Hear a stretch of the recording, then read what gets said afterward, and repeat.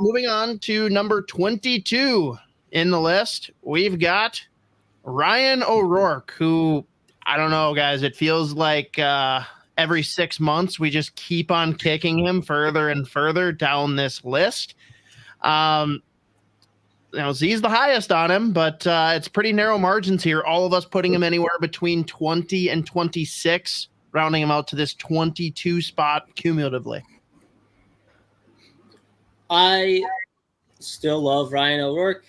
His skills, the way that he plays, his skill set and just like style of defenseman does not lend itself well to a dog shit Iowa Wild team, especially when he is like the second oldest defenseman of the 6 guys in a game. At 22, which is concerning. Yeah, exactly. But when I went back, because obviously the AHL website doesn't post like time on ice really, so I went back and used the site that we have at Smart Scouting, whatever. And I mean, he was logging almost every night, like 26, 27, 28 minutes a night. Shit. Pretty much exclusively defense, like in his own end. A lot of nights was paired with Simon Johansson, who's all offense. Like, was given legitimately like the most difficult assignments every single night in the AHL. And again, this is a former second round. God damn it! I did the thing I hate when people do. He's still a second. He's always second. Don't say former, and I just did it. Fuck me. But he's a he current still is like round pick. Yeah. He always is. He will always be. But I mean, he just does not get any kind of like offensive responsibilities whatsoever. And in the NHL, he won't either. But like on a very bad team, to me it says a lot that like pretty much every other shift they're throwing him over the boards. Any top line in the AHL, he's going over to handle that. Kills a lot of penalties. So I still like Ryan O'Rourke a ton. Like his skill set lends itself to the NHL, just not with like, again, the environment that Iowa was in last year. The first year they went like full youth movement at the absolute not right time to do so. His stats obviously suffered as a result.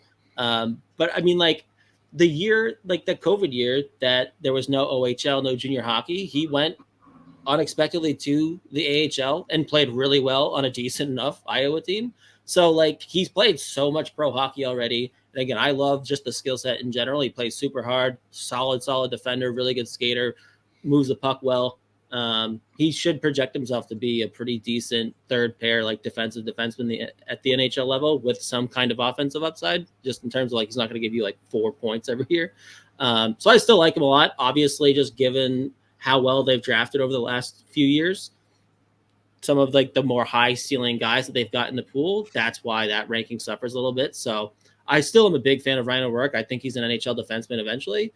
Defensemen take a long time unless you're a guy that's going to go and immediately be like Brock Faber, which that's another thing that does not help like guys in this prospect pool with a profile like Ryan O'Rourke when you have like Brock Faber leaving college and like becoming like a 27-minute a night in the NHL first pair D-man. Every defenseman that like comes through now, it's like, well, why isn't he doing what Faber's doing?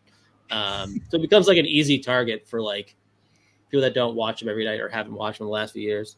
It's like, oh, well, his stock is sinking. When it's like, well, he didn't really have a chance at all, but that's fine. So anyways, I'm still just a big Ryan O'Rourke guy. Love his game. So I absolutely kept him at least in my top 20. Yeah. I'll say for me, I know everyone kind of has a different style for how they rank. My rankings are based more on ceiling. And to me, there's not a huge ceiling for Ryan O'Rourke. There's probably a higher floor for him than some of these other guys. As Z mentioned, like he probably caps out as like a third pairing defenseman that you maybe can kill a penalty and, get a tough matchup here and there. But to me, there wasn't enough ceiling to put him higher. But again, like all my guys kind of in like probably the 17 to 25 range are all kind of in the same general area for me. It was just kind of a lack of ceiling and, not much a fault of his own, but Iowa being so bad, it's hard to really get a good gauge on what the Wild have in some of these young defensemen. Yeah, and I'm sure I'm speaking for a lot of the group here too, in the sense that he's been here longer. We've got other guys that are the new shiny toys. He hasn't done anything to stand out, but again, he's been put in pretty tough situations to do so. That's why he just keeps on slowly trickling further and further down. I think we all still largely think that there's, potential for him, but there's just not a whole lot of excitement there. Like Brett said, just like the ceiling doesn't exist, but higher floor than most. If I knew he was logging 30 minutes, I probably would have upped him a few spots. Yeah, same. Because that would have just showed that, like, okay, Iowa at least had like a ton of confidence in him, right? So what you're saying is if you knew anything about the player, you might have ranked him differently. Oh, I mean, hey, I didn't go. I'm not a smart hockey friggin' scout over here, okay? I could see him being like an Ian Cole or a Zach Bogosian type, just that more motivated physical. No, he's going to be signing that Middleton deal in a few years, boys.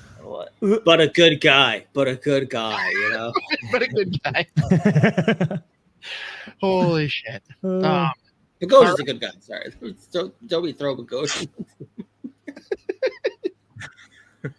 Holy shit. Okay. We can do this one now. So again, that's Ryan O'Rourke, number 22 on our list.